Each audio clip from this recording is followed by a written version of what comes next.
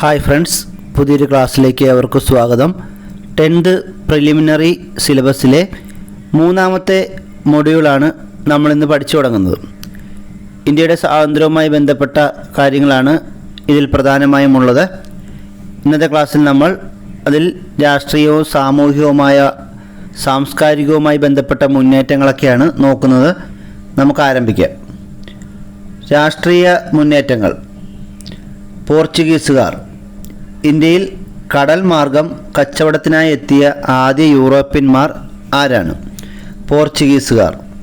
ഇന്ത്യയിൽ കടൽ മാർഗം കച്ചവടത്തിനായി എത്തിയ ആദ്യ യൂറോപ്യന്മാർ പോർച്ചുഗീസുകാരാണ്. കടൽ മാർഗം ഇന്ത്യയിലെത്തിയ ആദ്യ യൂറോപ്യൻ ആരാണ്? Vasco da gamma. കരമാർഗം ഇന്ത്യയിൽ ആദ്യമായി എത്തിയ പോർച്ചുഗീസ് സഞ്ചാരി പെറോ ഡ കോവിൽഹയാണ്. ആഫ്രിക്കയിലെ ശുഭപ്രതീക്ഷ മുനമ്പ് ചുറ്റി സഞ്ചരിച്ച ആദ്യ പോർച്ചുഗീസ് നാവികൻ ആരാണ്? Bartolomeu Dias. ആഫ്രിക്കയിലെ ശുഭപ്രതീക്ഷ മുനമ്പ് ചുറ്റി സഞ്ചരിച്ച ആദ്യ പോർച്ചുഗീസ് നാവികൻ ബർത്തലോമിയോ ഡയസ് ആണ്. വാസ്കോ ഡ ഗാമയുടെ പിൻഗാമിയായി ഇന്ത്യയിലെത്തിയ പോർച്ചുഗീസ് നാവികൻ ആരാണ്? Pedro Alvares Cabral. Vasco da ഗാമയുടെ പിൻഗാമിയായി ഇന്ത്യയിലെത്തിയ പോർച്ചുഗീസ് നാവികൻ ആരാണ്? Pedro Alvares Cabral. ഇന്ത്യയിലെ ആദ്യത്തെ പോർച്ചുഗീസ് വൈസ്രോയി ആരാണ്? Francisco de Almeida. ഇന്ത്യയിലെ ആദ്യത്തെ പോർച്ചുഗീസ് വൈസ്രോയി ഫ്രാൻസിസ്കോ ഡി അൽമേഡയാണ്. ഇദ്ദേഹം പോർച്ചുഗീസ് വൈസ്രോയി ആയിരുന്ന കാലഘട്ടം 1505 മുതൽ 1509 വരെയായിരുന്നു. നീല ജലനയം നടപ്പിലാക്കിയ പോർച്ചുഗീസ് വൈസ്രോയി ആരാണ്? അൽമേഡ. നീല ജലനയം നടപ്പിലാക്കിയ പോർച്ചുഗീസ് വൈസ്രോയി അൽമേഡയാണ്. കണ്ണൂരിലെ സെയിൻറ്റ് ആഞ്ചലോസ് കോട്ട നിർമ്മിച്ചത് അൽമേഡയാണ്. കണ്ണൂരിലെ സെയിൻറ്റ് ആഞ്ചലോസ് കോട്ട നിർമ്മിച്ച വർഷം 1505 ആണ്. ഇത് നിർമ്മിച്ചത് ഫ്രാൻസിസ്കോ ഡി അൽമേഡയാണ്. ഇന്ത്യയിലെ രണ്ടാമത്തെ പോർച്ചുഗീസ് വൈസ്രോയി ആരാണ്? അൽബൂക്കർക്ക്. 1509 മുതൽ 1515 വരെയായിരുന്നു ഇദ്ദേഹത്തിൻ്റെ കാലഘട്ടം. ഇന്ത്യയിലെ ആദ്യത്തെ വൈസ്രോയി അൽമേഡയും ഇന്ത്യയിലെ രണ്ടാമത്തെ പോർച്ചുഗീസ് വൈസ്രോയി അൽബൂക്കർക്കുമാണ്. പറങ്കികൾ എന്നറിയപ്പെട്ടിരുന്നത് പോർച്ചുഗീസുകാരും പരന്ത്രീസുകാർ എന്നറിയപ്പെട്ടിരുന്നത് ഫ്രഞ്ചുകാരും ലന്തക്കാർ എന്നറിയപ്പെട്ടിരുന്നത് ഡച്ചുകാരും ഡാനിഷ് എന്നറിയപ്പെട്ടിരുന്നത് ഡെൻമാർക്കുകാരുമായിരുന്നു.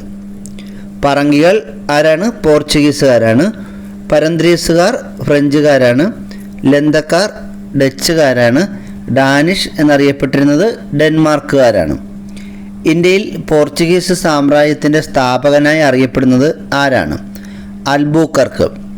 ഇന്ത്യയിൽ പോർച്ചുഗീസ് സാമ്രാജ്യത്തിൻ്റെ സ്ഥാപകനാരാണ്? അൽബൂക്കർക്കാണ്. ഗോവ പിടിച്ചെടുക്കാൻ നേതൃത്വം നൽകിയ പോർച്ചുഗീസ് വൈസ്രോയി ആരായിരുന്നു? അൽബൂക്കർക്ക്. പോർച്ചുഗീസുകാർ ഗോവ കീഴടക്കിയ വർഷം ഏതാണ്? 1510. ബിജാപ്പൂർ സുൽത്താനായിരുന്ന മുഹമ്മദ് ആദിൽ ഷായെ പരാജയപ്പെടുത്തി 1510 പോർച്ചുഗീസുകാർ ഗോവ കീഴടക്കിയത്. വാസ്കോ ഡ ഗാമയെക്കുറിച്ച് സ്ഥിരമായി PSC പരീക്ഷകളിൽ ചോദ്യങ്ങൾ കടന്നു വരാറുണ്ട്. കടൽ മാർഗം ഇന്ത്യയിലെത്തിയ ആദ്യ യൂറോപ്യനാണ് വാസ്കോ ഡ ഗാമ. കടൽ മാർഗം ഇന്ത്യയിലെത്തിയ ആദ്യ യൂറോപ്യൻ ആരാണ്? വാസ്കോ ഡ ഗാമയാണ്. വാസ്കോ ഡ ഗാമ ഇന്ത്യയിലേക്കുള്ള ഐതിഹാസിക യാത്ര ആരംഭിച്ചത് ലിസ്ബണിൽ നിന്നാണ്. പോർച്ചുഗലിൻ്റെ തലസ്ഥാനമായ ലിസ്ബണിൽ നിന്നും 1497 വാസ്കോ ഡ ഗാമ ഇന്ത്യയിലേക്കുള്ള യാത്ര ആരംഭിച്ചത്. വാസ്കോ ഡ ഗാമ ഇന്ത്യയിൽ വന്നിറങ്ങിയ സ്ഥലം എവിടെയാണ്? കോഴിക്കോട് ജില്ലയിലെ കാപ്പാട് കടപ്പുറത്ത്. വാസ്കോ ഡ ഗാമ ഇന്ത്യയിൽ കപ്പലിറങ്ങിയത് എവിടെയാണ്? കോഴിക്കോട് ജില്ലയിലെ കാപ്പാട്. വാസ്കോ ഡ ഗാമ സഞ്ചരിച്ചിരുന്ന കപ്പലിൻ്റെ പേരെന്താണ്? Saint Gabriel. Vasco da Gama സഞ്ചരിച്ചിരുന്ന കപ്പലിൻ്റെ പേര് സെയിൻറ്റ് ഗബ്രിയേൽ എന്നായിരുന്നു. വാസ്കോ ഡ ഗാമ ആദ്യമായി ഇന്ത്യയിലെത്തിയത് എന്നാണ്? 1498 May 20. Vasco da Gama Kozhikode Kappad എന്ന സ്ഥലത്ത് കപ്പലിറങ്ങിയതെന്നാണ്? 1498 മെയ് 20. വാസ്കോ ഡ ഗാമ രണ്ടാമതായി ഇന്ത്യയിലെത്തിയ വർഷം 1502. ആകെ 3 തവണയാണ് വാസ്കോ ഡ ഗാമ ഇന്ത്യയിലെത്തിയത്. മൂന്നാമത് വന്നത് 1524 കൊച്ചിയിലാണ്. ഈ മൂന്നാമത്തെ യാത്രയുടെ പ്രത്യേകത എന്താണ്? മൂന്നാമതും അവസാനവുമായി ഇന്ത്യയിൽ വന്ന വർഷമാണ്. ഇവിടെ വെച്ച് അദ്ദേഹം മരണമടയുകയായിരുന്നു. പോർച്ചുഗീസ് ആസ്ഥാനം കൊച്ചിയിൽ നിന്നും ഗോവയിലേക്ക് മാറ്റിയ വൈസ്രോയി ആരാണ്? അൽബുക്കർക്ക്. പോർച്ചുഗീസുകാരുടെ ആസ്ഥാനം കൊച്ചിയിൽ നിന്നും ഗോവയിലേക്ക് മാറ്റിയ വൈസ്രോയി അൽബുക്കർക്കാണ്. പോർച്ചുഗീസുകാരും കോഴിക്കോട് സാമൂതിരിയും തമ്മിൽ കണ്ണൂർ സന്ധി ഒപ്പുവെച്ച വർഷം ഏതാണ്? 1513. പോർച്ചുഗീസുകാരും കോഴിക്കോട് സാമൂതിരിയും തമ്മിൽ കണ്ണൂർ സന്ധി ഒപ്പുവെച്ച വർഷം 1513. പോർച്ചുഗീസുകാരും കോഴിക്കോട് സാമൂതിരിയും തമ്മിൽ പൊന്നാനി സന്ധി ഒപ്പുവെച്ച വർഷം ഏതാണ്? 1540. പോർച്ചുഗീസുകാരും കോഴിക്കോട് സാമൂതിരിയും തമ്മിൽ പൊന്നാനി സന്ധി ഒപ്പുവെച്ച വർഷം 1540. വാസ്കോഡ ഗാമയുടെ കപ്പൽ വ്യൂഹത്തിലുണ്ടായിരുന്ന മറ്റ് കപ്പലുകൾ ഏതെല്ലാമായിരുന്നു? സെയിൻറ്റ് റാഫേൽ, സെയിൻറ്റ് ബെറിയോ എന്നിവയായിരുന്നു. വാസ്കോഡ ഗാമ പോർച്ചുഗീസ് വൈസ്രോയിയായി ഇന്ത്യയിലെത്തിയ വർഷം ഏതാണ്? 1524. അപ്പോൾ ആദ്യം 2 തവണയും അദ്ദേഹം വന്നത് വൈസ്രോയി ആയിട്ടല്ല. എന്നാൽ മൂന്നാമത്തെ തവണ 1524 വാസ്കോഡ ഗാമ ഇന്ത്യയിലെത്തിയത് പോർച്ചുഗീസ് വൈസ്രോയി എന്ന പദവിയോടുകൂടിയാണ്. വാസ്കോഡ ഗാമ അന്തരിച്ചതെന്നാണ്? 1524 ഡിസംബർ 24 കൊച്ചിയിലാണ് അന്തരിച്ചത്. വാസ്കോഡ ഗാമയുടെ ഭൗതിക ശരീരം കൊച്ചിയിൽ നിന്നും പോർച്ചുഗലിലേക്ക് കൊണ്ടുപോയ വർഷം ഏതാണ്? 1539. ഇന്ത്യൻ മഹാസമുദ്രത്തിലെ സേനാപതി അല്ലെങ്കിൽ ഇന്ത്യൻ മഹാസമുദ്രത്തിൻ്റെ അധിപൻ എന്നൊക്കെ അറിയപ്പെട്ടിരുന്നത് ആരാണ്? Vasco da gamma. ഗോവയെ പോർച്ചുഗീസുകാരിൽ നിന്നും മോചിപ്പിച്ച വർഷം ഏതാണ്? 1961 ഡിസംബർ 19. ഗോവയെ പോർച്ചുഗീസുകാരിൽ നിന്നും പൂർണ്ണമായും മോചിപ്പിച്ച വർഷം 1961 ഡിസംബർ 19. ഗോവയെ മോചിപ്പിക്കാനായി ഇന്ത്യൻ സൈന്യം നടത്തിയ സൈനിക നടപടിയുടെ പേരെന്താണ്? ഓപ്പറേഷൻ വിജയ്. ഗോവയെ മോചിപ്പിക്കാനായി അല്ലെങ്കിൽ പോർച്ചുഗീസുകാരെ ഗോവയിൽ നിന്നും തുരത്താനായി 1961 ഇന്ത്യൻ സൈന്യം നടത്തിയ സൈനിക നടപടിയാണ് ഓപ്പറേഷൻ വിജയ്. ഇന്ത്യയിലെ അവസാനത്തെ പോർച്ചുഗീസ് ഗവർണർ ജനറൽ ആരായിരുന്നു? മാനുവൽ അന്റോണിയോ വാസലോ ഇ സിൽവയാണ്. മാനുവൽ കോട്ട വളരെ പ്രധാനപ്പെട്ടതാണ്. ഇന്ത്യയിൽ യൂറോപ്യന്മാർ നിർമ്മിച്ച ആദ്യത്തെ കോട്ടയാണ് മാനുവൽ കോട്ട. മാനുവൽ കോട്ട പണിയെടുപ്പിച്ച വർഷം 1503. മാനുവൽ കോട്ട പണിയെടുപ്പിച്ചത് ആരാണ്? അൽബുക്കർക്കാണ്. ഇന്ത്യയിൽ യൂറോപ്യന്മാർ നിർമ്മിച്ച ആദ്യത്തെ കോട്ടയാണ് മാനുവൽ കോട്ട. മാനുവൽ കോട്ട പണിയെടുപ്പിച്ചത് അൽബുക്കർക്കാണ്. പോർച്ചുഗീസുകാർ ഇന്ത്യയിൽ നിർമ്മിച്ച ആദ്യ പള്ളി ഏതാണ്? സെയിൻറ്റ് ഫ്രാൻസിസ് പള്ളി. കൊച്ചിയിലെ സെയിൻറ്റ് ഫ്രാൻസിസ് പള്ളിയാണ് പോർച്ചുഗീസുകാർ ഇന്ത്യയിൽ നിർമ്മിച്ച ആദ്യത്തെ പള്ളി. 16-ാം നൂറ്റാണ്ടിൽ പോർച്ചുഗീസുകാർ ഇന്ത്യയിൽ പരിചയപ്പെടുത്തിയ വാസ്തുവിദ്യാ ശൈലി ഏതാണ്? ഗോതിക് ശൈലി. 16-ാം നൂറ്റാണ്ടിൽ പോർച്ചുഗീസുകാർ ഇന്ത്യയിൽ പരിചയപ്പെടുത്തിയ വാസ്തുവിദ്യാ ശൈലി ഏതാണ്? ഗോതിക് ശൈലി. ഇന്ത്യയിലെത്തിയ ആദ്യ വിദേശികൾ ആരാണ്? അറബികൾ. ഇന്ത്യയിലെത്തിയ ആദ്യ വിദേശികൾ അറബികളാണ്. കടൽ മാർഗം ഇന്ത്യയിലെത്തിയ ആദ്യ യൂറോപ്യൻ ശക്തി പോർച്ചുഗീസുകാരുമാണ്. ഇന്ത്യയിൽ എത്തിയ ആദ്യ വിദേശികൾ ചോദിച്ചാൽ അറബികളാണ്. എന്നാൽ കടൽ മാർഗം ഇന്ത്യയിലെത്തിയ ആദ്യ യൂറോപ്യൻ ശക്തി പോർച്ചുഗീസുകാരുമാണ്. ഇന്ത്യയിൽ അവസാനമെത്തിയ യൂറോപ്യൻ ശക്തി ഏതാണ്? ഫ്രഞ്ചുകാർ. ഇന്ത്യയിൽ അവസാനമെത്തിയത് ഫ്രഞ്ചുകാരാണ്. ഇന്ത്യയിൽ നിന്നും ആദ്യം തിരികെ പോയ യൂറോപ്യൻ ശക്തി ഡച്ചുകാരാണ്.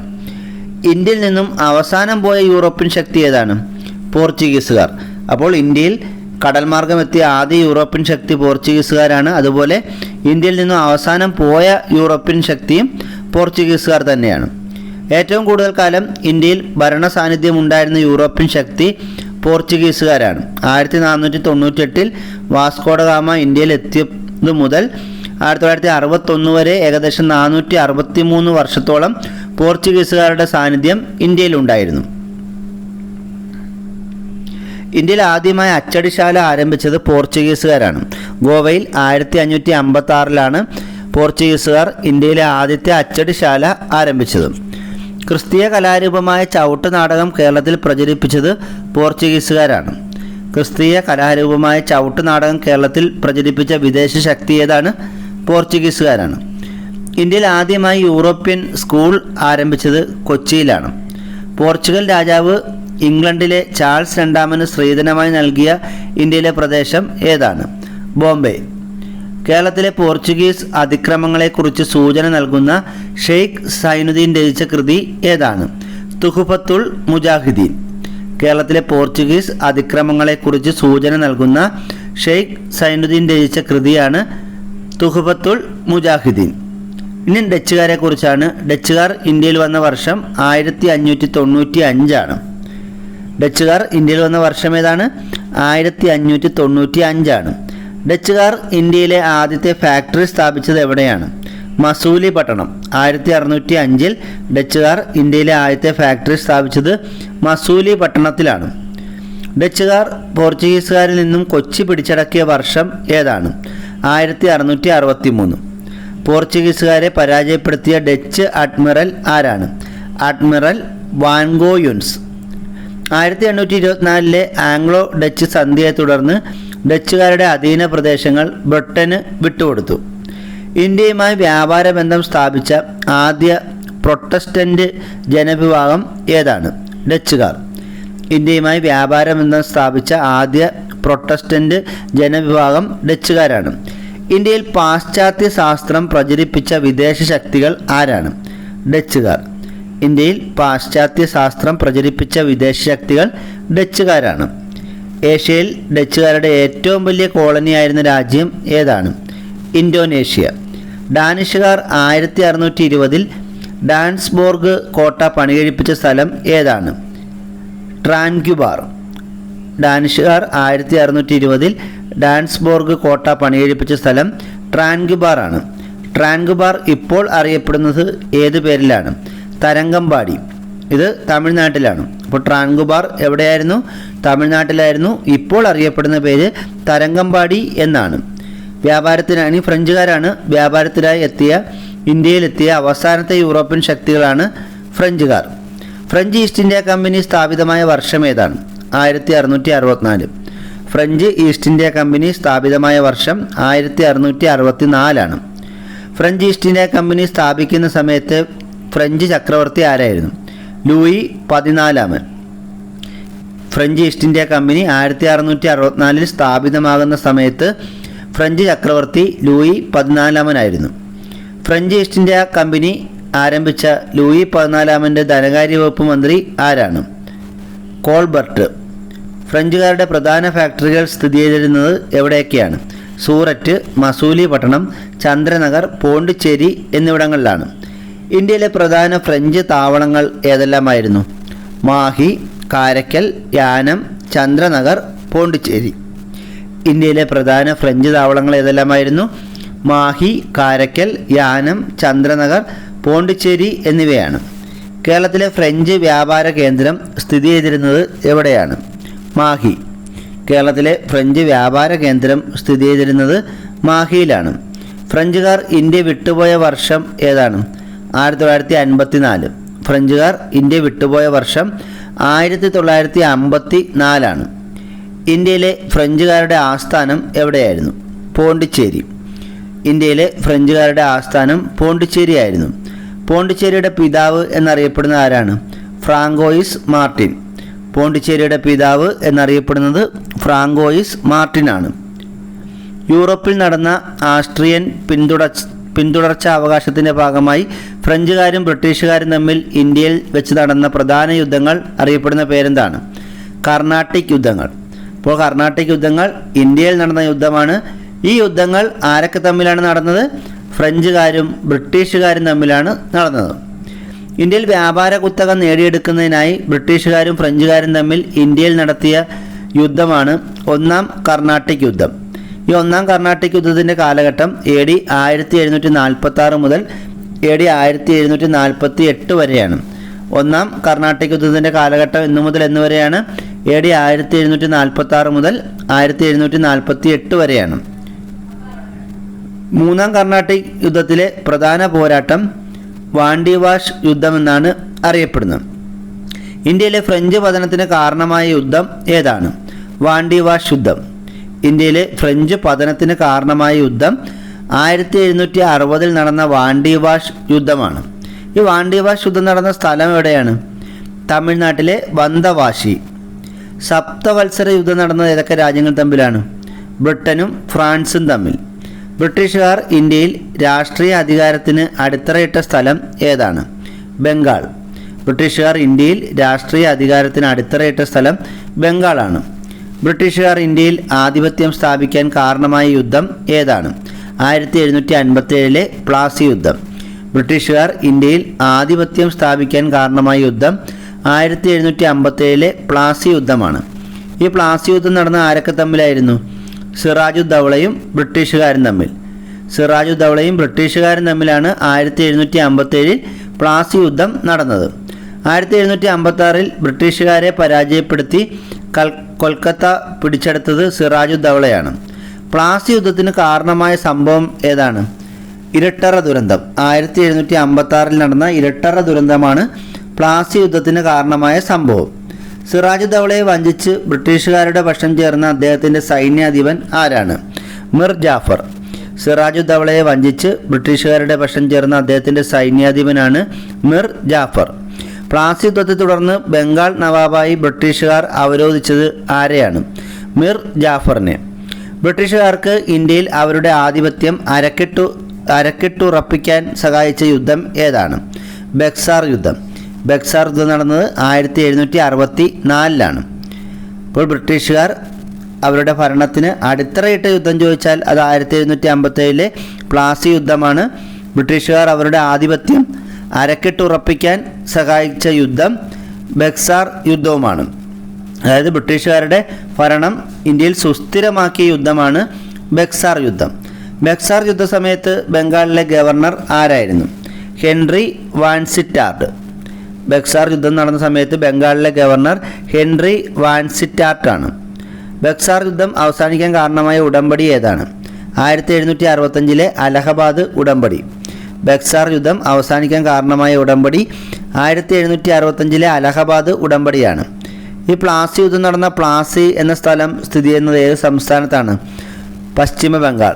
പ്ലാസി സ്ഥിതി ചെയ്യുന്നത് പശ്ചിമ ബംഗാളിലും ബക്സാർ എന്ന സ്ഥലം സ്ഥിതി ചെയ്യുന്നത് ബീഹാറിലുമാണ്. തെറ്റിപ്പോകരുത്. പ്ലാസി പശ്ചിമ ബംഗാളിലും ബക്സാർ ബീഹാറിലുമാണ്. ദക്ഷിണേന്ത്യയിൽ ഇംഗ്ലീഷുകാരും മൈസൂർ സുൽത്താൻമാരും തമ്മിൽ നടന്ന യുദ്ധങ്ങളാണ് മൈസൂർ യുദ്ധങ്ങൾ. മൈസൂർ യുദ്ധങ്ങൾ നയിച്ച മൈസൂറിലെ സുൽത്താൻമാർ ആരൊക്കെയാണ്? ഹൈദരാലിയും ടിപ്പു സുൽത്താനും. മൈസൂർ യുദ്ധങ്ങൾ നയിച്ച മൈസൂറിലെ സുൽത്താൻമാർ ആരൊക്കെയാണ്? ഹൈദരാലിയും ടിപ്പു സുൽത്താനും. ഒന്നാം മൈസൂർ യുദ്ധം അവസാനിച്ച സന്ധി ഏതാണ്? 1769 മദ്രാസ് ഉടമ്പടി. ഒന്നാം മൈസൂർ യുദ്ധം അവസാനിച്ച സന്ധി 1769 മദ്രാസ് ഉടമ്പടിയാണ്. ശ്രീരംഗപട്ടണം സന്ധിയുടെ ഫലമായി ടിപ്പു സുൽത്താൻ ബ്രിട്ടീഷുകാർക്ക് വിട്ടുകൊടുത്ത പ്രദേശങ്ങൾ ഏതൊക്കെയാണ്? മലബാർ, കുടക്, ഡിണ്ടിഗൽ, ബരമഹൽ.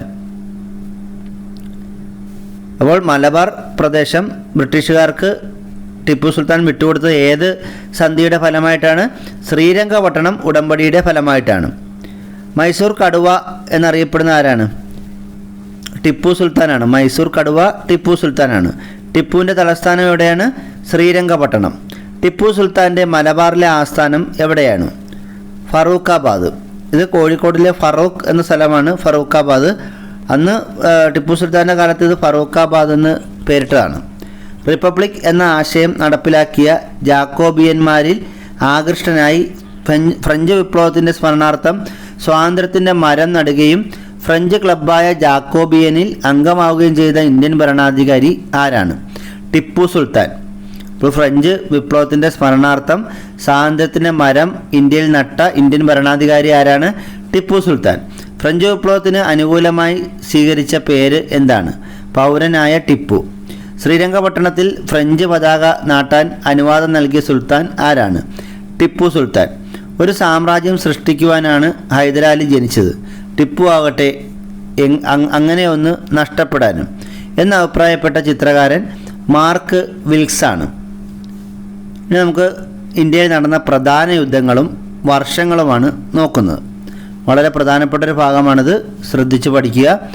ഒന്നാം തറൈ യുദ്ധം നടന്നത് 1191 ഒന്നാം തറൈ യുദ്ധം AD 1191 നടന്നത്. തൊട്ടടുത്ത വർഷമാണ് രണ്ടാം തറൈൻ യുദ്ധം നടന്നത് 1192. ഒന്നാം പാനിപ്പട്ട് യുദ്ധം നടന്നത് AD 1526 രണ്ടാം പാനിപ്പട്ട് യുദ്ധം നടന്നത് AD 1556 മൂന്നാം പാനിപ്പട്ട് യുദ്ധം 1761 നടന്നത്. ഒന്നാം പാനിപ്പട്ട് യുദ്ധം 1526, രണ്ടാം പാനിപ്പട്ട് യുദ്ധം 1556, മൂന്നാം പാനിപ്പട്ട് യുദ്ധം 1761 എന്നീ വർഷങ്ങളിലാണ് നടന്നത്. ഖണ്വ യുദ്ധം നടന്നത് AD 1527 ചൗസ യുദ്ധം AD 1539 കനൗജ് യുദ്ധം AD 1540 നടന്നത്. ചൗസ യുദ്ധം AD 1539, കനൗജ് യുദ്ധം AD 1540. തളിക്കോട്ട യുദ്ധം നടന്ന വർഷം AD 1565 വിജയനഗര സാമ്രാജ്യത്തിൻ്റെ പതനത്തിന് കാരണമായ യുദ്ധമായ തളിക്കോട്ട യുദ്ധം നടന്നത് AD 1565 ഹാൽഡിഘട്ട് യുദ്ധം നടന്നത് AD 1576 കർണാൽ യുദ്ധം നടന്നത് AD 1739 പ്ലാസി യുദ്ധം AD 1757 ബക്സാർ യുദ്ധം 1764 പ്ലാസി യുദ്ധം 1757, ബക്സാർ യുദ്ധം 1764. ഒന്നാം കർണാട്ടിക് യുദ്ധത്തിൻ്റെ കാലഘട്ടം 1746 മുതൽ 1748 വരെയാണ്. രണ്ടാം കർണാട്ടിക് യുദ്ധം 1748 മുതൽ 1754 വരെയാണ്. മൂന്നാം കർണാട്ടിക് യുദ്ധം 1758 മുതൽ 1763 വരെയാണ്. ഒന്നാം മൈസൂർ യുദ്ധത്തിൻ്റെ കാലഘട്ടം 1767 മുതൽ 1769 വരെയാണ്. രണ്ടാം മൈസൂർ യുദ്ധം 1780 മുതൽ 1784 വരെയാണ്. മൂന്നാം മൈസൂർ യുദ്ധം 1790 മുതൽ 1792 വരെയാണ്. നാലാം മൈസൂർ യുദ്ധം നടന്ന വർഷം 1799. ഒന്നാം ആംഗ്ലോ സിഖ് യുദ്ധം നടന്നത് 1845-46 വർഷങ്ങളിലായിട്ടാണ്. രണ്ടാം ആംഗ്ലോ സിഖ് യുദ്ധം നടന്നത് 1848-49 എന്നീ വർഷങ്ങളിലായിട്ടാണ്. യൂറോപ്പിൽ നിന്നും ഇന്ത്യയിലേക്കുള്ള നാവിക മാർഗം കണ്ടെത്തുക എന്ന ലക്ഷ്യത്തോടെ ഇന്ത്യയിൽ എത്തിയ പോർച്ചുഗീസ് നാവികൻ ആരാണ്? Vasco da gamma. ഇതൊക്കെ കഴിഞ്ഞ 10th ലെവൽ പ്രിലിമിനറി പരീക്ഷയുടെ ചോദ്യങ്ങളാണ്. ഇന്ത്യയുമായി വാണിജ്യബന്ധം സ്ഥാപിച്ച ആദ്യ യൂറോപ്യൻ ശക്തി ഏതാണ്? പോർച്ചുഗീസുകാർ. ഇന്ത്യയിലെ രണ്ടാമത്തെ പോർച്ചുഗീസ് വൈസ്രോയി ആരായിരുന്നു? Alphonsa D Albuquerque. അവസാനമായി ഇന്ത്യ വിട്ടുപോയ വിദേശീയർ ആരാണ്? പോർച്ചുഗീസുകാർ. ഇവയൊക്കെയാണ് ഈ മേഖലയിൽ നിന്നും കഴിഞ്ഞ 10th പ്രിലിമിനറി പരീക്ഷയ്ക്ക് ചോദിച്ച ചോദ്യങ്ങൾ. പ്ലാസി യുദ്ധത്തിൽ സിറാജുദ്ദൗളയെ പരാജയപ്പെടുത്തിയത് ആരായിരുന്നു? Robert Clive. ഇനി ബ്രിട്ടീഷ് ആധിപത്യമാണ് നമ്മൾ പഠിക്കുന്നത്. അക്ബർ ചക്രവർത്തിയുടെ കാലത്ത് ഇന്ത്യ സന്ദർശിച്ച ആദ്യ ഇംഗ്ലീഷുകാരൻ ആരാണ്? മാസ്റ്റർ റാൽഫിച്ച്. അക്ബർ ചക്രവർത്തിയുടെ കാലത്ത് ഇന്ത്യ സന്ദർശിച്ച ആദ്യ ഇംഗ്ലീഷുകാരനാണ് മാസ്റ്റർ റാൽഫിച്ച്. മാർഗദർശിയായ ഇംഗ്ലീഷുകാരൻ എന്നറിയപ്പെടുന്ന ആരാണ്? മാസ്റ്റർ റാൽഫിച്ച്. മാർഗദർശിയായ ഇംഗ്ലീഷുകാരൻ എന്നറിയപ്പെടുന്നത് മാസ്റ്റർ റാൽഫിച്ചാണ്. ഇംഗ്ലീഷ് ഈസ്റ്റ് ഇന്ത്യ കമ്പനി സ്ഥാപിതമായത് എന്നാണ്? 1600 December 31. AD 1600 December 31 English East India company സ്ഥാപിതമായത് എവിടെയാണ്? ലണ്ടനിലാണ് സ്ഥാപിതമായത്. ഡച്ച് ഈസ്റ്റ് ഇന്ത്യ കമ്പനി സ്ഥാപിച്ചത് 1602 ഡെൻമാർക്ക് ഈസ്റ്റ് ഇന്ത്യ കമ്പനി സ്ഥാപിതമായത് 1616 പോർച്ചുഗീസ് ഈസ്റ്റ് ഇന്ത്യ കമ്പനി സ്ഥാപിതമായത് 1628 ഫ്രഞ്ച് ഈസ്റ്റ് ഇന്ത്യ കമ്പനി സ്ഥാപിതമായത് 1664 ഇംഗ്ലീഷ് ഈസ്റ്റ് ഇന്ത്യ കമ്പനിയുടെ രൂപീകരണത്തിന് നേതൃത്വം നൽകിയ കച്ചവടക്കാരുടെ സംഘടന ഏതാണ്? മർച്ചൻ്റ് അഡ്വഞ്ചറീസ്. ഇംഗ്ലീഷ് ഈസ്റ്റ് ഇന്ത്യ കമ്പനിയുടെ രൂപീകരണത്തിന് നേതൃത്വം നൽകിയ കച്ചവടക്കാരുടെ സംഘടനയാണ് മർച്ചൻ്റ് അഡ്വഞ്ചറീസ്. ഈസ്റ്റ് ഇന്ത്യ കമ്പനിയുടെ ഔദ്യോഗിക നാമം എന്തായിരുന്നു? John company. British East India കമ്പനിയുടെ ഔദ്യോഗിക നാമം ജോൺ കമ്പനി എന്നായിരുന്നു. ഇംഗ്ലീഷ് ഈസ്റ്റ് ഇന്ത്യ കമ്പനിയെ നിയന്ത്രിക്കുന്നതിന് വേണ്ടി ബ്രിട്ടീഷ് പാർലമെൻറ്റ് പാസാക്കിയ ആദ്യ നിയമം ഏതാണ്? Regulating act. 1773 റെഗുലേറ്റിംഗ് ആക്റ്റാണ് ഇംഗ്ലീഷ് ഈസ്റ്റ് ഇന്ത്യ കമ്പനിയെ നിയന്ത്രിക്കുന്നതിന് വേണ്ടി ബ്രിട്ടീഷ് പാർലമെൻറ്റ് പാസാക്കിയ ആദ്യ നിയമം. ഈസ്റ്റ് ഇന്ത്യ കമ്പനി തങ്ങളുടെ പടിഞ്ഞാറൻ തീരത്തെ ആസ്ഥാനം സൂററ്റിൽ നിന്നും ബോംബെയിലേക്ക് മാറ്റിയത് എന്നാണ്? 1687. ബ്രിട്ടീഷുകാർ ഇന്ത്യയിൽ നിർമ്മിച്ച കോട്ട ഏതാണ്? സെയിൻറ്റ് ആഞ്ചലോസ് കോട്ട. ആദ്യത്തെ കോട്ടയാണ്. ബ്രിട്ടീഷുകാർ ഇന്ത്യയിൽ നിർമ്മിച്ച ആദ്യ കോട്ടയാണ് സെയിൻറ്റ് ജോർജ് കോട്ട. ഇത് സ്ഥാപിച്ച വർഷം 1664 മദ്രാസിലാണ് സ്ഥാപിച്ചത്. ബ്രിട്ടീഷുകാർ ഇന്ത്യയിൽ നിർമ്മിച്ച ആദ്യ കോട്ട 1664 മദ്രാസിൽ സ്ഥാപിച്ച സെയിൻറ്റ് ജോർജ് കോട്ടയാണ്. സെയിൻറ്റ് ജോർജ് കോട്ട നിർമ്മിച്ച ഈസ്റ്റ് ഇന്ത്യ കമ്പനി മേധാവി ആരാണ്? Francis day. ഈസ്റ്റ് ഇന്ത്യ കമ്പനിക്ക് ബംഗാളിൽ വ്യാപാരം നടത്താൻ രാജകീയ അനുമതി നൽകിയ മുഗൾ രാജാവ് ആരാണ്? ഫറൂഖ് സിയാർ. ബംഗാളിലെ ആദ്യ ഗവർണർ ആരായിരുന്നു? Robert Clive. ബംഗാളിലെ ആദ്യ ഗവർണർ റോബർട്ട് ക്ലൈവ് ആണ്. എനിക്ക് 2000 പട്ടാളക്കാരെ അയച്ചു തരിക, ഞാൻ ഭാരതത്തെ പിടിച്ചടക്കാം. ഇത് ആരുടെ വാക്കുകളാണ്? റോബർട്ട് ക്ലൈവിൻ്റെ.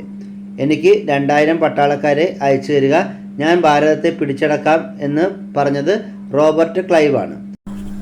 ബ്രിട്ടീഷ് ഇന്ത്യയിലെ ബാബർ എന്നറിയപ്പെടുന്നത് ആരാണ്? Robert Clive. ബ്രിട്ടീഷ് ഇന്ത്യയിലെ ബാബർ എന്നറിയപ്പെടുന്നത് റോബർട്ട് ക്ലൈവ് ആണ്. ബ്രിട്ടീഷ് ഇന്ത്യയിലെ അക്ബർ എന്നറിയപ്പെടുന്ന ആരാണ്? Richard Wellesley. ബ്രിട്ടീഷ് ഇന്ത്യയിലെ അക്ബർ എന്നറിയപ്പെടുന്നത് റിച്ചാർഡ് വെല്ലസ്ലി ആണ്. ബ്രിട്ടീഷ് ഇന്ത്യയിലെ ഔറംഗസേബ് എന്നറിയപ്പെടുന്ന വൈസ്രോയി ആരാണ്? കഴ്സൺ പ്രഭു. ബ്രിട്ടീഷ് ഇന്ത്യയിലെ ഔറംഗസേബ് എന്നറിയപ്പെടുന്ന വൈസ്രോയി കഴ്സൺ പ്രഭു ആണ്. ഇനി ഗവർണർ ജനറൽമാരാണ്. ബംഗാളിലെ ആദ്യത്തെ ഗവർണർ ജനറൽ ആരായിരുന്നു? Warren Hastings. ബംഗാളിലെ ആദ്യത്തെ ഗവർണർ ജനറൽ വാറൻ ഹേസ്റ്റിങ്സ് ആണ്. ഏറ്റവും കൂടുതൽ കാലം ബംഗാളിൻ്റെ ഗവർണർ ജനറലായിരുന്നത് ആരാണ്? Warren Hastings.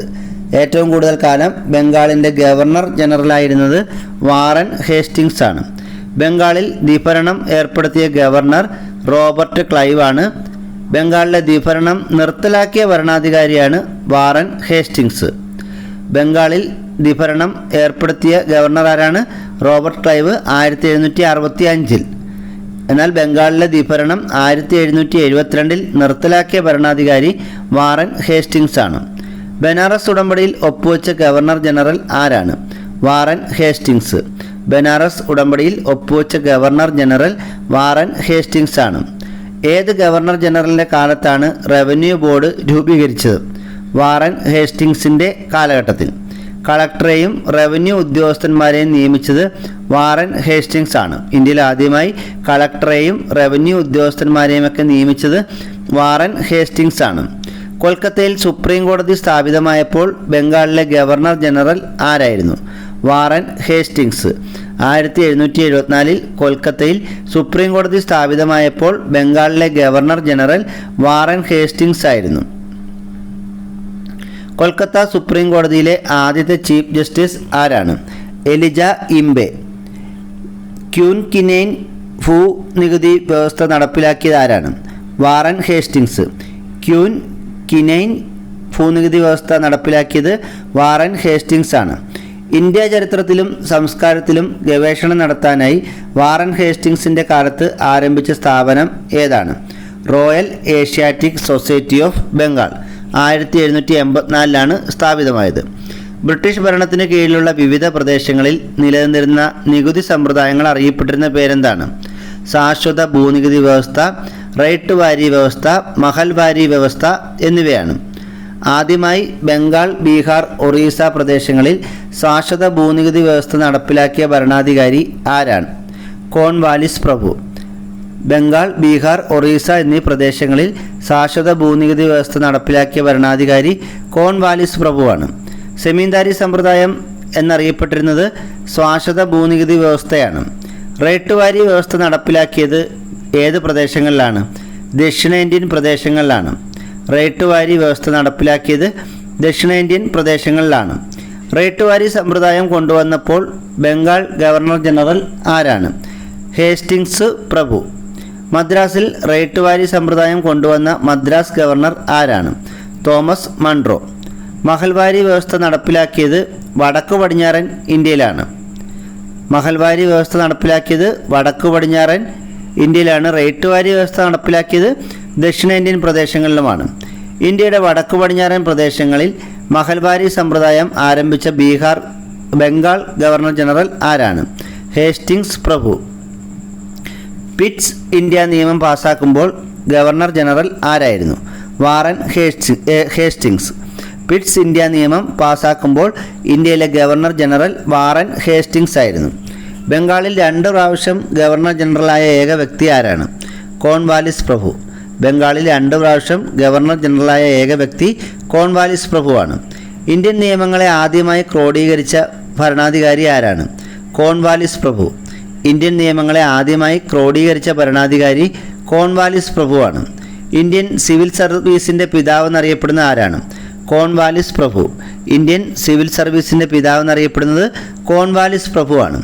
1792 ശ്രീരംഗപട്ടണം സന്ധി ഒപ്പുവെച്ചത് ആരാണ്?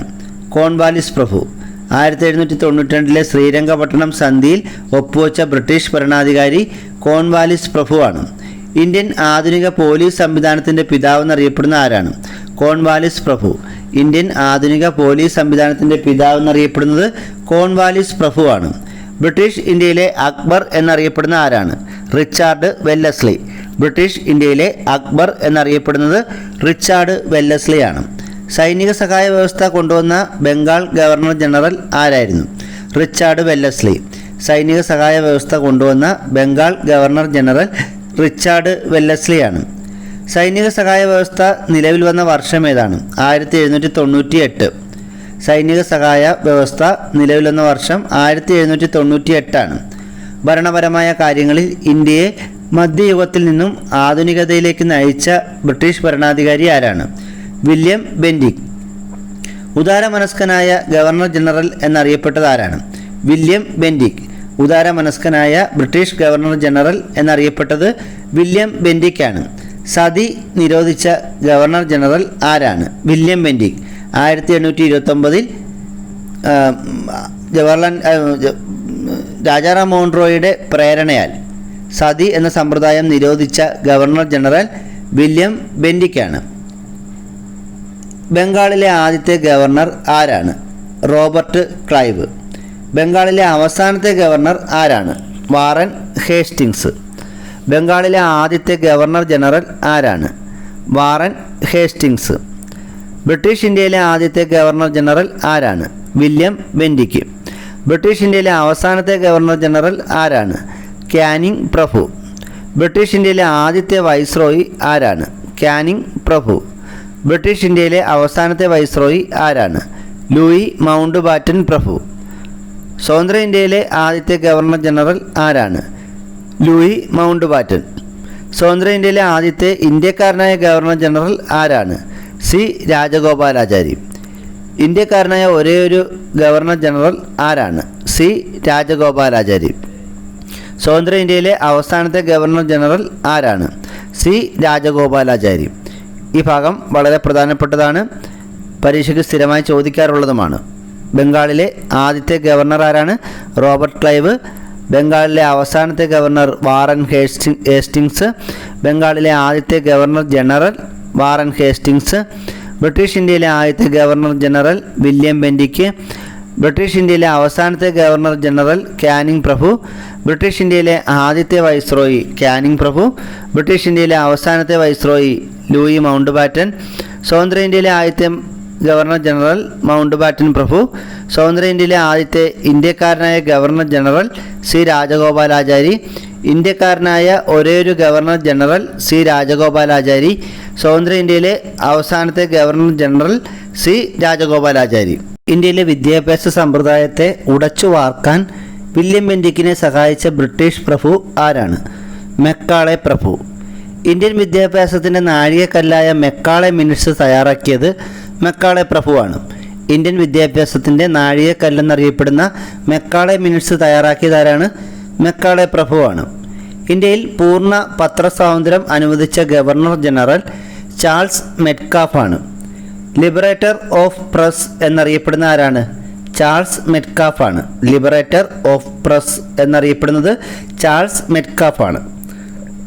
സിംല മാനിഫെസ്റ്റോ പുറത്തിറക്കിയ ഗവർണർ ജനറൽ ആരാണ്? ഓക്ലാൻഡ് പ്രഭു. സിംല മാനിഫെസ്റ്റോ പുറത്തിറക്കിയ ഗവർണർ ജനറൽ ഓക്ലാൻഡ് പ്രഭുവാണ്. സിന്ധു മേഖല ബ്രിട്ടീഷ് ഇന്ത്യയോട് കൂട്ടിച്ചേർത്ത ഗവർണർ ജനറൽ ഏലൻ ബെറോ പ്രഭുവാണ്. എലൻ ബെറോ പ്രഭുവാണ് സിന്ധു മേഖല ബ്രിട്ടീഷ് ഇന്ത്യയോട് കൂട്ടിച്ചേർത്തത്. അടിമത്തം നിയമവിരുദ്ധമാക്കിയ ഗവർണർ ജനറൽ എലൻ ബെറോ പ്രഭുവാണ്. ഗോത്രവർഗക്കാരായ ബോൺസുകളെ ഇടയിൽ ബോൺസുകളുടെ ഇടയിൽ നിലനിന്നിരുന്ന നരബലി അമർച്ച ചെയ്ത അധികാരി ഹാർഡിഞ്ച് ഒന്നാമനാണ്. ബ്രിട്ടീഷ് ഇന്ത്യയിലെ ഏറ്റവും പ്രായം കുറഞ്ഞ ഗവർണർ ജനറൽ ആരായിരുന്നു? ഡൽഹൌസി പ്രഭു. ബ്രിട്ടീഷ് ഇന്ത്യയിലെ ഏറ്റവും പ്രായം കുറഞ്ഞ ഗവർണർ ജനറലായിരുന്നു ഡൽഹൌസി പ്രഭു. ഇന്ത്യയിൽ ആദ്യമായി റെയിൽവേ ഗതാഗതം കൊണ്ടുവന്ന ഭരണാധികാരി ആരാണ്? ഡൽഹൌസി പ്രഭു. ഇന്ത്യയിൽ ആദ്യമായി റെയിൽവേ കൊണ്ടുവന്നതുകൊണ്ടാണ് ഇന്ത്യൻ റെയിൽവേയുടെ പിതാവ് എന്നുകൂടി ഇദ്ദേഹം അറിയപ്പെടുന്നത്. ഇന്ത്യൻ റെയിൽവേയുടെ പിതാവ് ആരാണ്? ഡൽഹൌസി പ്രഭുവാണ്. ഇന്ത്യയിൽ റെയിൽവേ ആരംഭിച്ച വർഷം നമുക്കറിയാവുന്നതാണ് 1853 ഏപ്രിൽ 16 ആധുനിക തപാൽ സംവിധാനം, ടെലിഗ്രാഫ് എന്നിവ ആരംഭിച്ച ബ്രിട്ടീഷ് ഭരണാധികാരി ആരാണ്? ഡൽഹൌസി പ്രഭു. ഇന്ത്യയിൽ ആധുനിക തപാൽ സംവിധാനവും ടെലിഗ്രാഫ് സംവിധാനവും ഒക്കെ ആരംഭിച്ച ബ്രിട്ടീഷ് ഭരണാധികാരി ഡൽഹൌസി പ്രഭുവാണ്. വിദ്യാഭ്യാസ പരിഷ്കാരങ്ങൾക്കായി വുഡ്സ് വിദ്യാഭ്യാസ കമ്മീഷനെ നിയമിച്ച ഗവർണർ ജനറൽ ആരാണ്? ഡൽഹൌസി പ്രഭു. വിദ്യാഭ്യാസ പരിഷ്കാരങ്ങൾക്കായി വുഡ്സ് വിദ്യാഭ്യാസ കമ്മീഷനെ അതിൻ്റെ പേരാണ് വുഡ്സ് ഡെസ്പാച്ച് ഓൺ എഡ്യൂക്കേഷൻ എന്ന് നിയമിച്ചത് ഡൽഹൌസി പ്രഭുവാണ്. ഇനിയും പ്രധാനപ്പെട്ടതാണ് വൈസ്രോയിമാർ. 1858 ബ്രിട്ടീഷ് രാജ്ഞിയുടെ വിളംബരത്തെ തുടർന്ന് ബ്രിട്ടീഷ് ഇന്ത്യയുടെ ആദ്യ വൈസ്രോയിയായി നിയമിതനായത് ആരാണ്? കാനിങ് പ്രഭു. അപ്പോൾ ബ്രിട്ടീഷ് ഇന്ത്യയിലെ ആദ്യത്തെ വൈസ്രോയി ആരാണ്? കാനിങ് പ്രഭുവാണ്. ക്ലെമൻസി കാനിങ് എന്ന് അറിയപ്പെട്ടത് കാനിങ് പ്രഭുവാണ്. ബംഗാൾ റെന്റ് ആക്ട് കൊണ്ടുവന്ന ആരാണ്? കാനിങ് പ്രഭു. ഇന്ത്യൻ പീനൽ കോഡ് അഥവാ ഇന്ത്യൻ ശിക്ഷാ നിയമം പാസാക്കിയ ഗവർണർ ജനറൽ ആരാണ്? കാനിങ് പ്രഭു. ഇന്ത്യൻ പീനൽ കോഡ് അതാണ് IPC, ഇന്ത്യൻ ശിക്ഷാ നിയമം എന്നും അറിയപ്പെടുന്നു. ഇത് പാസാക്കിയ സമയത്തെ ബ്രിട്ടീഷ് ഗവർണർ ജനറൽ കാനിങ് പ്രഭുവാണ്. ഇന്ത്യൻ പീനൽ കോഡ് നിലവിൽ വന്ന വർഷം ഏതാണ്? നിലവിൽ വന്നതല്ല, അത് പാസാക്കിയ വർഷം 1860. എന്നാൽ ഇന്ത്യൻ ശിക്ഷാ നിയമം അഥവാ IPC നിലവിൽ വന്നത് 1862 ജനുവരി 1. ഇന്ത്യൻ പീനൽ കോഡിൻ്റെ ശില്പി ആരാണ്? തോമസ് ബാബിൻസൺ മെക്കാളയാണ്. ഇന്ത്യൻ പീനൽ കോഡിൻ്റെ ശില്പി തോമസ് ബാബിൻസൺ മെക്കാളയാണ്. വഹാബി ലഹള അടിച്ചമർത്തിയ വൈസ്രോയി ആരാണ്? എൽജിൻ ഒന്നാമൻ. വഹാബി ലഹള അടിച്ചമർത്തിയ വൈസ്രോയി എൽജിൻ ഒന്നാമനാണ്. പഞ്ചാബിൻ്റെ രക്ഷകൻ, ഇന്ത്യയുടെ രക്ഷകൻ, വിജയത്തിൻ്റെ സംഘാടകൻ എന്നിങ്ങനെ അറിയപ്പെട്ടിരുന്ന വൈസ്രോയി ആരാണ്? Sir John Lawrence. പഞ്ചാബിൻ്റെ രക്ഷകൻ, ഇന്ത്യയുടെ രക്ഷകൻ, വിജയത്തിൻ്റെ സംഘാടകൻ എന്നൊക്കെ അറിയപ്പെട്ടിരുന്ന British viceroy sir John Lawrence ആണ്. ഇന്ത്യയിൽ വനം വകുപ്പ് ആരംഭിച്ച വൈസ്രോയി ആരാണ്? Sir John Lawrence. Statistical survey of ഇന്ത്യക്ക് ആരംഭം കുറിച്ച ബ്രിട്ടീഷ് വൈസ്രോയി ആരാണ്? Mayo Prabhu. Statistical survey of ഇന്ത്യക്ക് ആരംഭം കുറിച്ചത് മേയോ പ്രഭുവാണ്. ഇന്ത്യൻ ധനവികേന്ദ്രീകരണത്തിൻ്റെ പിതാവ് എന്നറിയപ്പെടുന്നത് ആരാണ്? മേയോ പ്രഭു. ഇന്ത്യൻ ധനവികേന്ദ്രീകരണത്തിൻ്റെ പിതാവ് എന്നറിയപ്പെടുന്നത് മേയോ പ്രഭുവാണ്. ഇന്ത്യയിൽ വെച്ച് കൊല്ലപ്പെട്ട ഏക വൈസ്രോയി ആരാണ്? മേയോ പ്രഭു. ഇന്ത്യയിൽ വെച്ച് കൊല്ലപ്പെട്ട ഏക വൈസ്രോയി മേയോ പ്രഭുവാണ്. മേയോ പ്രഭു വധിക്കപ്പെട്ടത് എവിടെ വെച്ചാണ്? ആൻഡമാനിൽ. മേയോ പ്രഭു വധിക്കപ്പെട്ടത് ആൻഡമാനിൽ വെച്ചാണ്. മേയോ പ്രഭുവിനെ വധിച്ച തടവുകാരൻ്റെ പേരെന്തായിരുന്നു? Sher Ali. Indian evidence act നടപ്പിലാക്കിയത് ആരാണ്? മേയോ പ്രഭു. ഇന്ത്യൻ എവിഡൻസ് ആക്ട് 1872 നടപ്പിലാക്കിയത് മേയോ പ്രഭുവാണ്. ഇന്ത്യൻ കാലാവസ്ഥാ നിരീക്ഷണ വകുപ്പ് സ്ഥാപിച്ച വൈസ്രോയി ആരാണ്? നോർത്ത് ബ്രൂക്ക് പ്രഭു. ബ്രിട്ടീഷ് ഇന്ത്യയിൽ ആദ്യമായി സെൻസസിന് നേതൃത്വം നൽകിയത് ആരാണ്? മേയോ പ്രഭു 1872. ബ്രിട്ടീഷ് ഇന്ത്യയിൽ ആദ്യമായി സെൻസസിന് നേതൃത്വം നൽകിയത് 1872 മേയോ പ്രഭുവാണ്. എന്നാൽ ഇന്ത്യയിൽ ആദ്യമായി ഒരു ഔദ്യോഗിക സെൻസസ് നടപ്പിലാക്കിയത് ആരാണ്? റിപ്പൺ പ്രഭു. ഇന്ത്യയിൽ ആദ്യമായി ഔദ്യോഗിക സെൻസസ് നടപ്പിലാക്കിയ ബ്രിട്ടീഷ് വൈസ്രോയി റിപ്പൺ പ്രഭുവാണ്. അത് ഏത് വർഷമാണ്? 1881.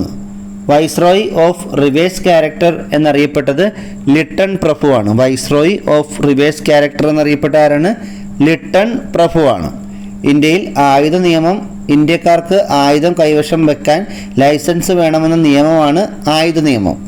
ഈ നിയമം നടപ്പിലാക്കിയത് ലിട്ടൺ പ്രഭുവാണ് 1878.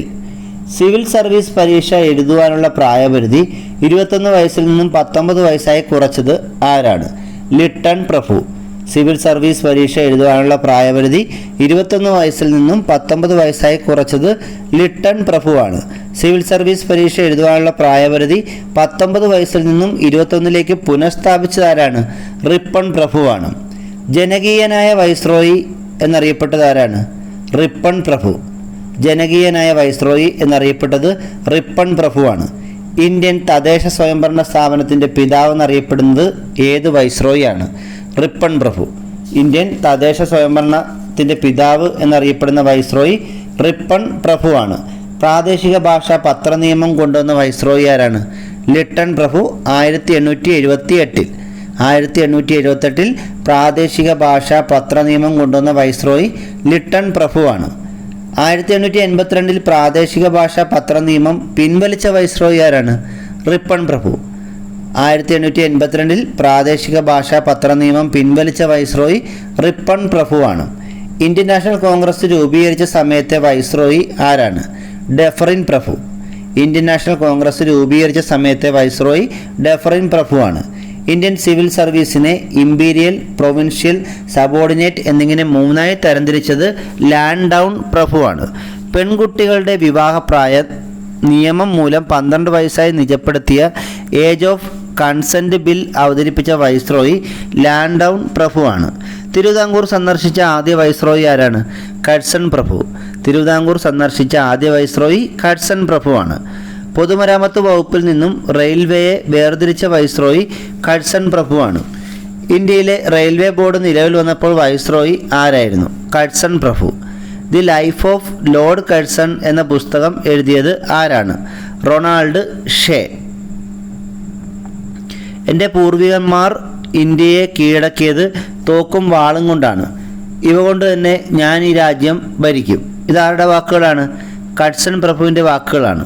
അതുപോലെ ഇന്ത്യൻ നാഷണൽ കോൺഗ്രസിൻ്റെ സമാധാനപരമായ ചരമത്തെ സഹായിക്കാനാണ് താൻ ഇന്ത്യയിൽ വന്നത് എന്ന് പറഞ്ഞതും കഴ്സൺ പ്രഭുവാണ്. ബംഗാൾ വിഭജനം നിലവിൽ വന്നപ്പോൾ ഇന്ത്യയിലെ വൈസ്രോയി ആരായിരുന്നു? മിൻറ്റോ രണ്ടാമൻ. ബംഗാൾ വിഭജനം നടപ്പിലാക്കിയ വർഷം അറിയാമല്ലോ, 1905 ഇന്ത്യൻ കൗൺസിൽ ആക്ട് 1909 പാസ്സാക്കുന്ന സമയത്തെ വൈസ്രോയി ആരായിരുന്നു? മിൻറ്റോ രണ്ടാമൻ. നമ്മൾ വേറൊരു കാര്യം പ്രത്യേകം ശ്രദ്ധിക്കണം. ഈ ബംഗാൾ വിഭജനം പറഞ്ഞു, ബംഗാൾ വിഭജനം നിലവിൽ വന്ന സമയത്തെ വൈസ്രോയിയാണ് മിൻറ്റോ രണ്ടാമൻ. എന്നാൽ ബംഗാൾ വിഭജനം നടപ്പിലാക്കിയ വൈസ്രോയി ആരാണ്? അത് കഴ്സൺ പ്രഭു തന്നെയാണ് കേട്ടോ. പിന്നെ 1911 ബംഗാൾ വിഭജനം റദ്ദാക്കിയ വൈസ്രോയി ഹാർഡിഞ്ച് രണ്ടാമനുമാണ്. ബംഗാൾ വിഭജനം നടപ്പിലാക്കിയത് 1905 കഴ്സൺ പ്രഭുവും ബംഗാൾ വിഭജനം റദ്ദാക്കിയത് ഹാർഡിഞ്ച് രണ്ടാമനുമാണ്. ഇന്ത്യയുടെ തലസ്ഥാനം കൽക്കട്ടയിൽ നിന്നും ഡൽഹിയിലേക്ക് മാറ്റിയ വൈസ്രോയി ആരാണ്? ഹാർഡിഞ്ച് രണ്ടാമൻ. ഇന്ത്യയുടെ തലസ്ഥാനം കൽക്കട്ടയിൽ നിന്നും ഡൽഹിയിലേക്ക് മാറ്റിയ വൈസ്രോയി ഹാർഡിഞ്ച് രണ്ടാമനാണ്. 1915 ഡിഫൻസ് ഓഫ് ഇന്ത്യ ആക്ട് പാസ്സാക്കിയ വൈസ്രോയി ആരാണ്? ഹാർഡിഞ്ച് രണ്ടാമൻ. 1915 ഡിഫൻസ് ഓഫ് ഇന്ത്യ ആക്ട് പാസ്സാക്കിയ വൈസ്രോയി ഹാർഡിഞ്ച് രണ്ടാമനാണ്. 1919 ഗവൺമെൻറ് ഓഫ് ഇന്ത്യ ആക്ട് പാസ്സാക്കിയ സമയത്തെ വൈസ്രോയി ആരാണ്? ചെംസ്ഫോർഡ് പ്രഭു. 1919 ഗവൺമെൻറ് ഓഫ് ഇന്ത്യ ആക്ട് പാസ്സാക്കിയ സമയത്തെ വൈസ്രോയി ചെംസ്ഫോർഡ് പ്രഭുവാണ്.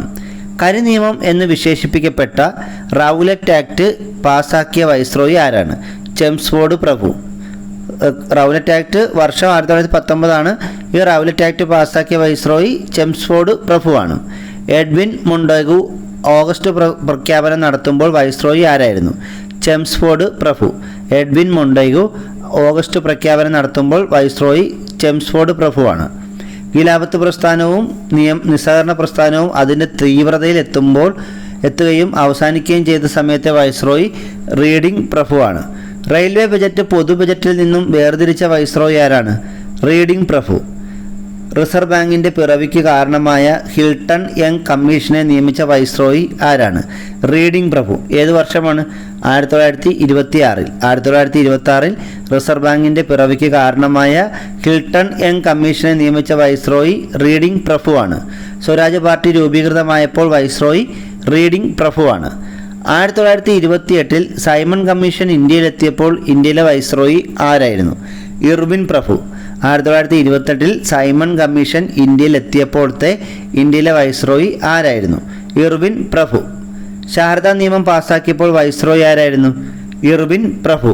ശാരദാ നിയമം പാസാക്കിയപ്പോൾ ഇന്ത്യയിലെ വൈസ്രോയി ഇർവിൻ പ്രഭു ആയിരുന്നു. ആൺകുട്ടികളുടെയും പെൺകുട്ടികളുടെയും വിവാഹപ്രായം യഥാക്രമം 18ഉം 14ഉമായി നിജപ്പെടുത്തിയ ശാരദാ നിയമം പാസാക്കിയ വർഷം 1929 ആണ്. ഇന്ത്യയുടെ തലസ്ഥാനം ഡൽഹിയിൽ നിന്നും ന്യൂഡൽഹിയിലേക്ക് മാറ്റുമ്പോൾ ഇന്ത്യയിലെ വൈസ്രോയി ആരായിരുന്നു? ഇർവിൻ പ്രഭു. ഇന്ത്യയുടെ തലസ്ഥാനം ഡൽഹിയിൽ നിന്നും ന്യൂഡൽഹിയിലേക്ക് മാറ്റുമ്പോൾ ഇന്ത്യയിലെ വൈസ്രോയി ഇർവിൻ പ്രഭുവാണ്. ക്രിസ്ത്യൻ വൈസ്രോയി എന്നറിയപ്പെട്ടത് ആരാണ്? ഇർവിൻ പ്രഭു. ജൂത വൈസ്രോയി എന്നറിയപ്പെട്ടത് റീഡിംഗ് പ്രഭുവാണ്. ക്രിസ്ത്യൻ വൈസ്രോയി എന്നറിയപ്പെട്ടത് ഇർവിൻ പ്രഭുവും ജൂത വൈസ്രോയി എന്നറിയപ്പെട്ടത് റീഡിംഗ് പ്രഭുവുമാണ്. 2ഉം 3ഉം വട്ടമേശ സമ്മേളനങ്ങൾ ലണ്ടനിൽ നടക്കുമ്പോൾ ഇന്ത്യയിലെ വൈസ്രോയി ആരായിരുന്നു? വെല്ലിംഗ്ടൺ പ്രഭു. 2ഉം 3ഉം വട്ടമേശ സമ്മേളനങ്ങൾ ലണ്ടനിൽ നടക്കുമ്പോൾ ഇന്ത്യയിലെ വൈസ്രോയി വെല്ലിംഗ്ടൺ പ്രഭു ആയിരുന്നു. 1935 റിസർവ് ബാങ്ക് ഓഫ് ഇന്ത്യ നിലവിൽ വരുമ്പോൾ ഇന്ത്യയിലെ വൈസ്രോയി ആരായിരുന്നു? വെല്ലിംഗ്ടൺ പ്രഭു. ഇന്ത്യയിൽ ഏറ്റവും കൂടുതൽ കാലം വൈസ്രോയിയായി സേവനം അനുഷ്ഠിച്ച വ്യക്തി ആരാണ്? ലിൻലിത്ഗോ പ്രഭു. ഇന്ത്യയിൽ ഏറ്റവും കൂടുതൽ കാലം വൈസ്രോയിയായി സേവനം അനുഷ്ഠിച്ച വ്യക്തി ലിൻലിത്ഗോ പ്രഭുവാണ്. 1940 ഓഗസ്റ്റ് ഓഫർ മുന്നോട്ട് വെച്ച വൈസ്രോയി ആരാണ്? ലിൻലിത്ഗോ പ്രഭു. 1940 ഓഗസ്റ്റ് ഓഫർ മുന്നോട്ട് വെച്ച വൈസ്രോയി ലിൻലിത്ഗോ പ്രഭുവാണ്. ക്വിറ്റ് ഇന്ത്യ സമരകാലത്ത് ഇന്ത്യയിലെ വൈസ്രോയി ആരായിരുന്നു? ലിൻലിത്ഗോ പ്രഭു.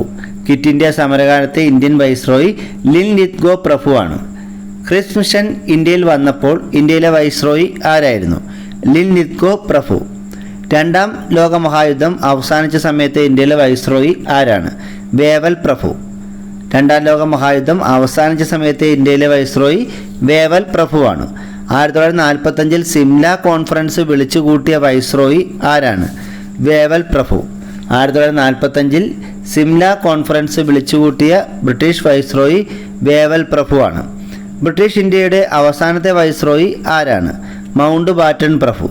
ബ്രിട്ടീഷ് ഇന്ത്യയുടെ അവസാനത്തെ വൈസ്രോയി മൗണ്ട് ബാറ്റൺ പ്രഭു ആയിരുന്നു.